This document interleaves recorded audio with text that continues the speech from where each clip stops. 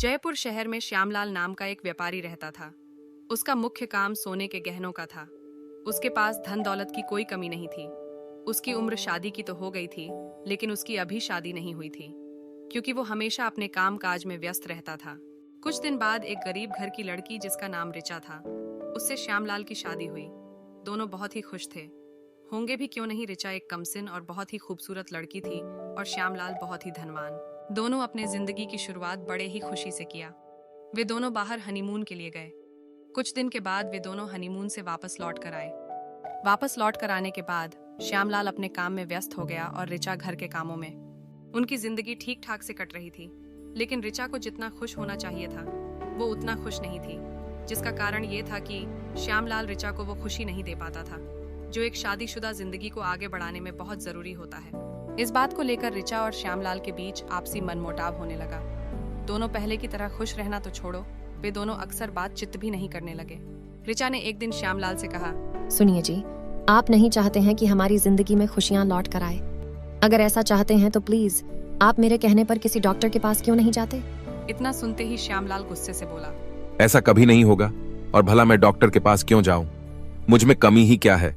Doctor के पास तुम्हें जाना चाहिए, क्योंकि कमी मुझ में नहीं तुम में है। इतना कहकर श्यामलाल गुस्से से अपने काम पर चला जाता है और ऋचा बेचारी अकेली घर में बैठकर रोने लगती है। ऋचा बार बार श्यामलाल को कहती कि वो किसी अच्छे डॉक्टर से मिले और अपना इलाज अच्छे से करवाए, लेकिन श्यामलाल कभी भी ऋचा की बात पर ध्यान नहीं देता और उल्टा ऋचा को ही खरी खोटी सुनाता, जिसके कारण ऋचा ने अब श्यामलाल से अब धीरे धीरे दूरी बना ली और अपने जिंदगी को वीरान कर लिया। अब वह अपने कमरे में बैठी रहती, न तो कोई काम करती और न ही अपने शरीर का ध्यान रखती। धीरे धीरे श्यामलाल ने देखा कि उसको घर में खाने पीने में दिक्कत होने लगा है, तो उसने सोचा कि ऋचा को समझाने से अच्छा है कि घर में एक नौकर रख लिया जाए, ताकि घर का सारा काम धंधा संभाल सके।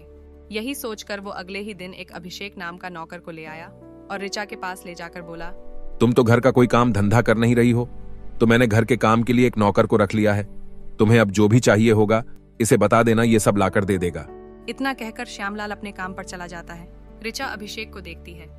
अभिषेक ऋचा के हम उम्र का एक नौजवान था। वो देखने में सुंदर और एक मासूम इंसान था।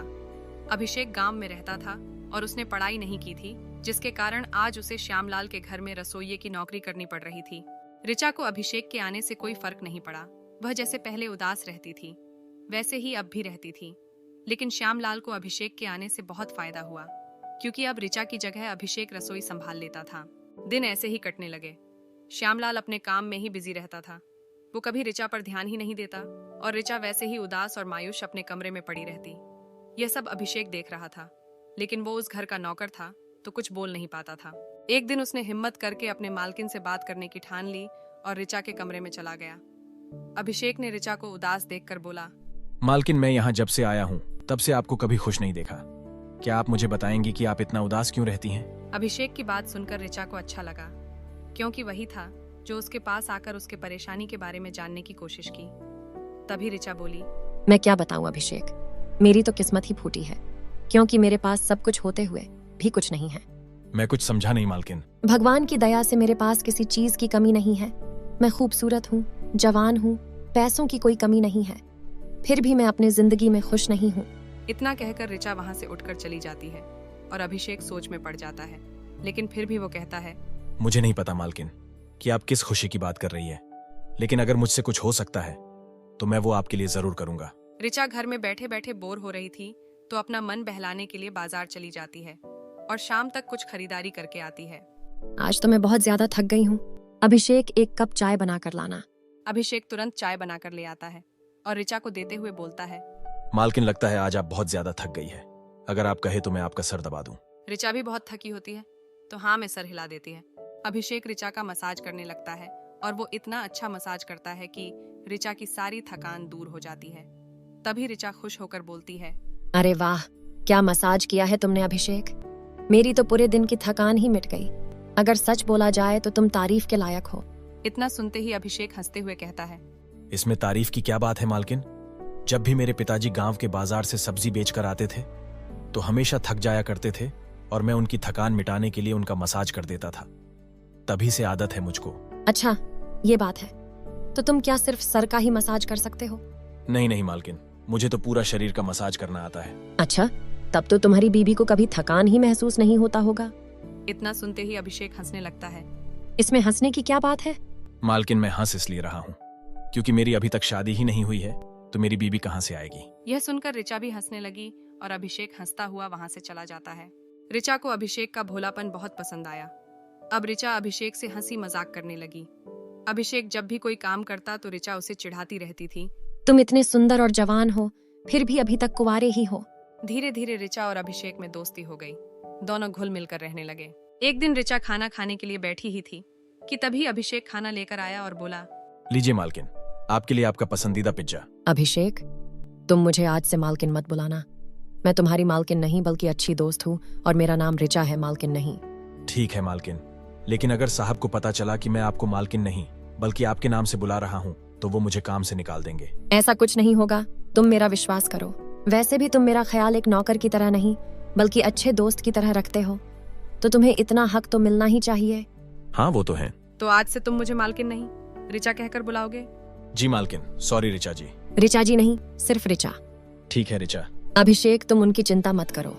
उनको तो अपने काम के अलावा और किसी बात की फिक्र ही नहीं रहती। तब तो ठीक है। अब ऋचा और अभिषेक धीरे धीरे और भी घुलते मिलते जा रहे थे।